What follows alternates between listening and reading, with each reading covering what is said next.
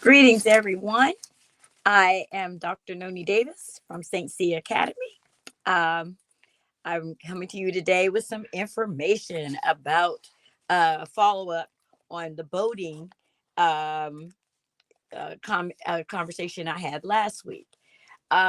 So, once again, I am Dr. Noni Davis, legacy owner of St. C Academy here in Durham, from my parents, Sylvia Davis and William Edward Davis. And we have been here for 28 years teaching African American children, African children, children of the diaspora, their history through science and math and social studies and literature and theater arts, art, um, physical education, and all of those things. And so today I want to continue to explore this, which is very interesting to me. I love doing research about boating. So last week we learned about the Browns Ferry vessel, which was discovered in 1973 by a diver off the coast of no, a diver in the Black River in South Carolina. This boat or ferry is believed was believed to have been built and constructed in the 1725 or 1730, somewhere between that time. The reason why the boat was there are several two reasons why the boat was significant. First of all, it's the oldest uh, seafaring vessel, uh, uh, freight vessel. I'm trying to think. Commercial vessel is the word they use in the southeastern United States. Second of all, it was uh, 50 years older than what they believe that actual fishing, I mean, that commercial industry started. So instead of now they had to push the date back from 1700s to the late 1600s. So 1680s, 1690s, something like that. So 50 years before the original time frame. For African Americans, what is also significant is that I discussed last week, Lynn Harris, Dr. Lynn Harris, uh, did her dissertation, presented a dissertation on the structure of the ship being very similar to to the ships that African people along the coast designed, of West Africa designed, and that this design was very similar to the framing and the style, the flat boat bottom design that our ancestors were using on the coast of West Africa. And the people who were brought to South Carolina to grow rice, while they were chosen because the geography of South Carolina was pretty close to the geography of Gambia, Ghana, the Congo, areas where other people were growing rice. That's the reason why they were brought here. But one of the other benefits of bringing Africans here, which is like, what are we saying really benefits? But I'm thinking through the European mind. These people were also good swimmers, which we discussed last week, and they were also excellent boatsmen, which I also discussed last week. We also had a discussion last week. I'd like to make a correction that uh, at, at the time that Dr. Harris conducted her study, her research, the African boat was determined to be the third oldest boat or vessel in history, and now it has been placed at the second oldest vessel in history, and that is because the design of the African boat compared to the boats from the Netherlands and France, which are considered 12,000 years old, was the design, the advancement and the technique and the design of the African boat. So, and I have a picture. I managed to find a picture of the Dufona canoe. That's what they call it, the Funa canoe. And unfortunately, I need to get a picture of the dugout from the brown ferry vessel discovered in Africa. But I wanted to just show you a picture. This is the Dafuna canoe, and it is 8,000 years old. I think they said 656 BCE is when they found this dugout in Nigeria. And so, what can we say? And this is supposed to be a more advanced design than what they found of the 12,000-year-old boat in in Europe. Um, with that said, I wanted to make a connection between the information that we found out about, uh, that I shared with you about the Brown Ferry boat, and extend that conversation to what we, as some of us may have heard of Abubakar II. Um, but before I go there, I wanted to have a conversation about the materials that were used to make the boat, the Brown Ferry boat. The Brown Ferry vessel, what the wood that was used was cypress, which is a key word, live oak, and pine, and it was about 50 feet long. And I think this last week I discussed that some of our boats were up to 80 feet long. Africans had already discovered, were already building boats that size back in the 1700s when they came in contact with Europeans. That's the European documentary. But um the frame of the African boats, not this particular one. I don't know what, I could not find for the Dafuna boat. I could not find what that boat was constructed of. But the frame of the boat, for other ancient boats, were made out of reed and cypress and papyrus. So cypress is in the papyrus. Papyrus is in the cypress family. So when we talk about reeds, that that material, that particular kind of tree, is also a tree that is used to construct reed boats. So let's go and look at the area where the Dafuna boat was found. It was found in Nigeria, which is borders Lake Chad, which and Lake Chad is also bordering, let's see, Niger, Cameroon, and okay, Nigeria, Niger, Chad, and Cameroon are all border Lake Chad. Lake Chad is the fourth largest lake in Africa, in West Africa, or in Africa. I'll just put it like that.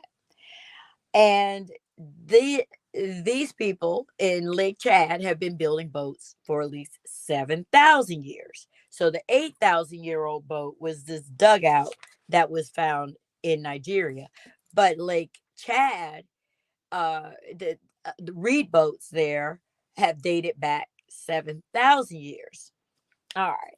So now, at one point in time, Lake Chad was also a connection between the Nile River from Egypt and the Nile River coming through Sudan. And I don't know if you know, there's a blue Nile and a white Nile, but at any rate, at some point, Lake Chad had um, tributaries that went through were connected to both, at both ends of the Nile River. And the took, oh my goodness, it took Europeans, I think they said 1900 was when they were finally able to discover Lake Chad. They had heard about it, but they didn't discover it until 1900. And so, but when once because they did not want to believe that Africans were able to navigate or had a cross flow across the continent from different areas into this one area that was connection. And so it was a major tributary. It was also a major uh, uh, port of trading and everything. Lake Chad, very significant area. So what I did is I went back and I researched what were some of the designs of the boats that they had in in the Chad region. and it's very interesting. So I want you to see, this is a picture of the reed boat that they have, Pirates Reed boats, Lake Chad, Africa Travel. And I want you to notice the design of the boat. It has this tip here. It's got like a banded, the sides are banded here. And this is just a regular boat, reed boat. Now, huh. So I said, okay. So, and they've been designing these boats for 7,000 years. Okay. So Abubakari the second. Last week I talked about if Africans have been designing boats for uh over 9,000 years, 8,000 years or whatever, and we think that 8,000 is the oldest boat we found. And we do have to consider that Africa is warm. Anything along the equator is going to have a higher rate of decay, so it's very difficult to find artifacts that predate certain eras, because it's going to depend on the quality of what it was made from. So if it's made from rock, it might, or stone, it may be able to, you may be able to determine, do a carbon dating on that, from that will reflect like thousands and thousands, 10,000, 20,000 years. But if it's made of wood, the likelihood of preservation is much more difficult. So if we said 8,000, it's very possible that it's much older than that. And even the European designers above the Dafuna boat said it's very possible, because just the way it's designed, it was more advanced than the boats that they had in Europe. Okay. So Abubakar II decided that he wanted to travel from get Mali through the Senegal River and go to the New World. He really wanted to travel and see if he could find another landmass, mostly for trade, and an expansion, probably expansion, but mostly trade. Now, this was the 1300. So we're already 1300. If we say 8,000, 1300 would be like what? That's 800 years from where we are now, 700 about. And so he wanted to design a boat. So this is said, according to the information I researched, is that he went to different shipbuilders all over Africa to see if he could get a design that was water durable. And so he found out that, the reed boat could last up to 2 years, something that he could build to capacity, to carry the supplies, a 2 year supply of food, and supplies that folks would need for their journey across the ocean, and men, people. So cattle, whatever, because I said he had a whole lot of stuff. So usually we have a traditional design of a boat, like what the pilgrims came over here on. And if you I've been to Jamestown, because I told you my parents are historians. And so the first time I went to Jamestown, I thought I was gonna find this like cruiser, this cruise ship, like the Royal Caribbean. And when I went there, I was like, whoa, I was so disappointed, because when we're talking about 50 feet, 25 feet, 30 feet, these vessels were not that big. It was nothing like these naval ships that we see. I mean, it was a small boat by comparison. And I wouldn't even call it a ship. I call it, maybe it's smaller than your regular ferry boat. I mean, the Nina, the Pinta, and the Santa Maria were not large ships. So we have to really if you haven't seen these ships and actually been on them, you would think that you were looking at something that was magnanimous. Now, for that particular period, maybe, but not. It was not a cruise ship. It was nothing like that. But I believe that Abubakari must have, after his research and after he looked at all the different designs, he must have decided, let me go with the Lake Chad version. And so I'm going to put these up for you. This is Abubakari II. This is the papyrus reed boat of Chad, Chad Lake. And so if you look at the peaks and you look at the binding around the ship, you can see that this is definitely engineered based on the Lake Chad version of a papyrus boat. And and papyrus is in the Cyprus, that's all in the same family, and that is aligns historically with what we have learned about the shipbuilding, not the canoes, but the shipbuilding designs of ancient Africa. So I thought, I was astonished. I had no idea. I was so elated when I found this comparison and I was able to see this. I was like, oh my God, look at the discovery. I may write a book about it. Anyway, so we know what do we know about Abubakar in a second? Abubakar, after he hired these people, he said, all right, I want 200 of these made, 200 of these ships made. And he sent over his engineers, his builders, his salespeople, his what is it, marine specialist, maritime specialist, or whatever, over uh, to the States, and he told them, or on this voyage, and not knowing what they were going to discover, and said, "Don't come back unless you reach this place." So all of the other all but one ship, as far as we know, uh made it, because one person turned around and said, and his statement to Abubakar was that, look, when we got to a certain area of this ocean, the currents changed and the ships went in there and disappeared. We don't know whether these ships sank, whether they were consumed by the water, or did, because of the knowledge of currents.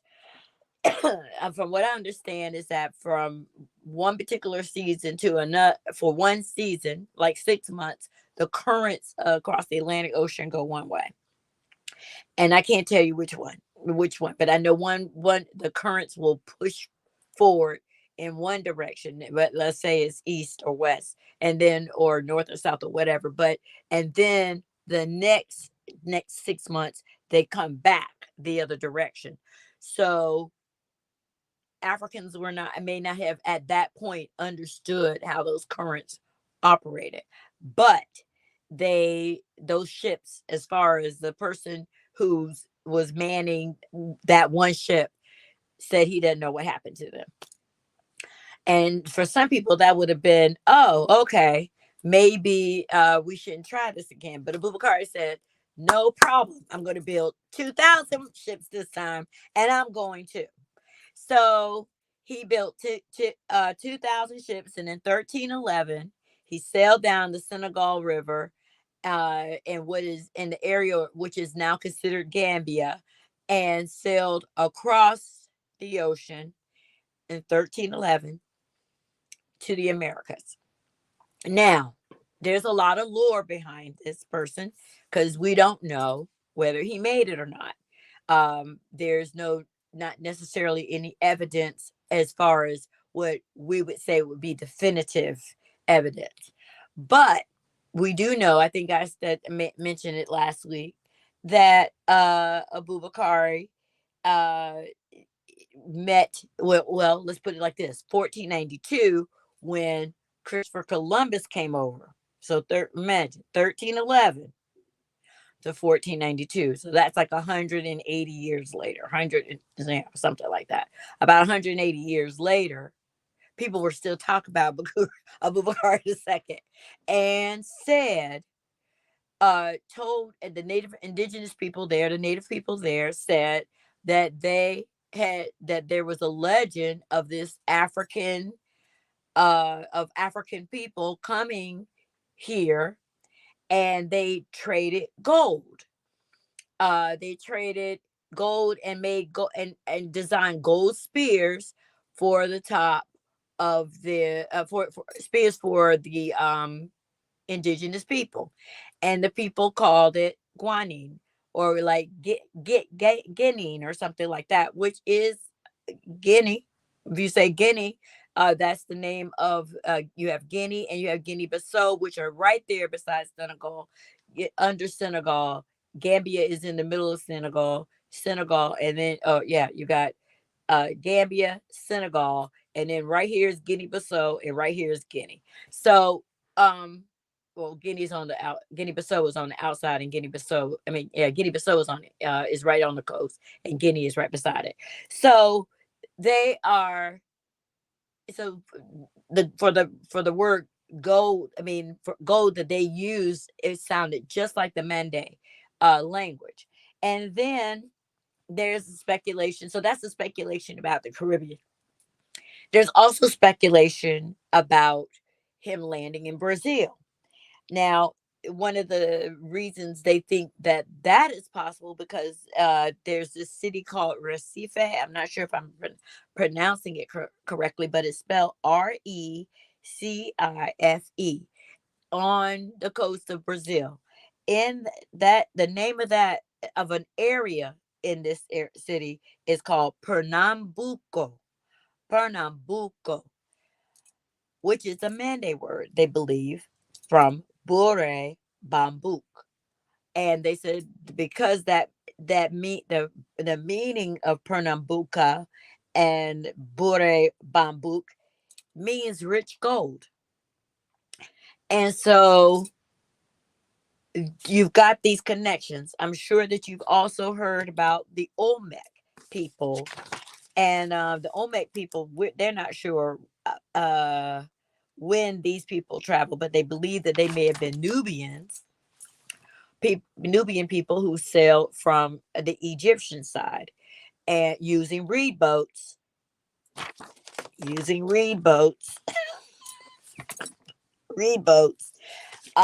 sail across, sail from down what, the Red Sea, and around Cape Town, over to uh, uh all the way around to the Americas. What else is interesting is that you have um I think I said the Olmec people.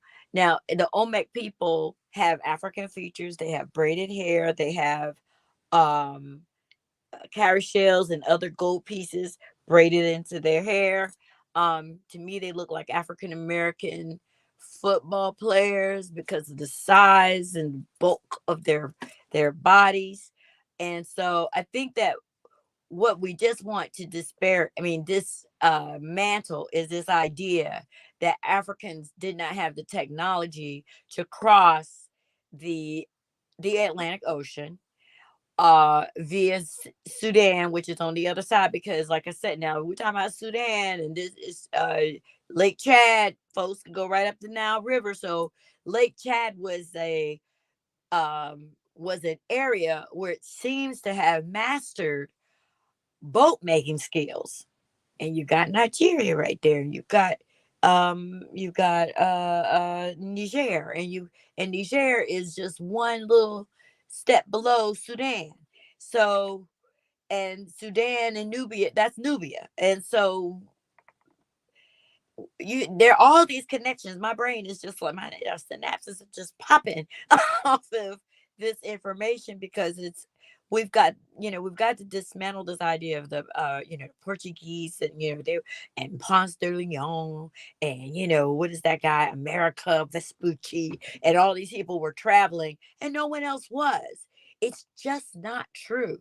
And so our own people were doing this as well. And because the indigenous people did not say, oh, yeah, and we were fighting with these people and they were starting wars with us, there's no evidence that people were trying to conquer people. There's no evidence that people were trying to rob people of their resources. So even when we were coming across the ocean, we brought our humanity with us. And I'm not saying that African people were perfect, because we know that's not true. but the worldview was different. So you come across the ocean to really trade. There's no evidence of making war. Now there may have been fights and and stuff, but and and I will continue to do research to find out more information about that. But if we even go beyond um 15, what is it, beyond the 1311s and 1300s, we can see that when Esteban de Rentis was a Moor who was captured in Portugal. He was enslaved in Portugal and sailed. I think he was in the 1500s. His real name was Mustafa Azamori, and he came to with Esteban. I mean, with the Rentis, who was a Portuguese sailor, and they traveled with several ships, and they shipwrecked off the coast of what we call Mexico today. And they Esteban was one of a few people, maybe 60 people, I think, 20 something, I don't know, who survived the shipwreck, and they came ashore. And he had to battle with the indigenous people were like, who are y'all, what y'all doing here, all that stuff. But over his time, he was with the Portuguese, but in the time that he was there, instead of engaging in a lot of warfare with the indigenous people, it is said that he learned 6 of their languages, learn their ways of knowing, learn how to make medicine, learn from them how to prepare certain meals, learn from them how to survive in America. And it said that he traveled, I think, from Florida, Mexico, Arizona, New Mexico. I'm trying to think, all the way across Louisiana, Texas. I think there's a whole thing dedicated to him in Texas as the first African American or African person to arrive in Texas. So I'm not sure how many of the states, but I believe this is like there are about 6 states that he traveled to in the 1500s. Why was he selected by the Moors? I mean, by the Portuguese. Obviously, even with Christopher Columbus, they knew that African people had a history of navigating. Prince Henry the second, or whatever, the navigator. I'm gonna say Prince Henry the Navigator of Portugal recorded that he could see. He remembered when he was in the shipping industry. He remembered seeing Africans traveling in canoes and master seamanship, traveling in the waters along the coast of Africa. So Europeans knew we had these navigational skills.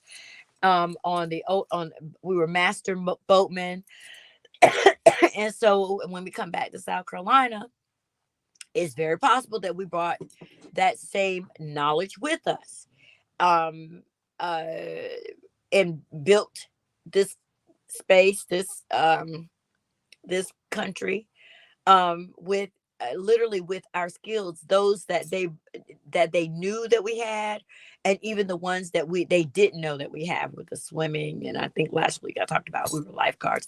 So I'm going to continue down this path of learning, this path of understanding the contributions of our ancestors, be they small, be they large, because my brain is just popping with this information. I'm so excited about it, and I hope you are too.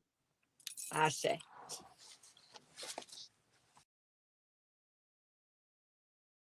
I'm a St. Cia student. Of course, I walk into the sound of drums. I'm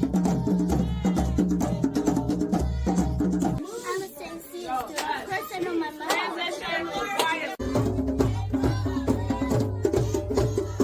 I'm a St. Cia student. Of course, I can play the drum. I'm a St. Cia student. Of course, I can work with my hands. I'm a St. Cia student.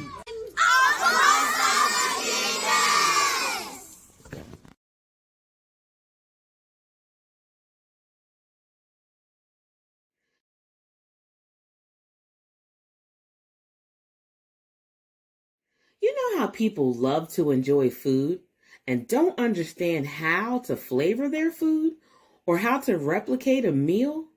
They're interested in supplements but don't know where to begin? Well, what I do is I take the guesswork out of enjoying flavor and wellness with my flavorful spice blends so that they can create delicious meals with healing benefits.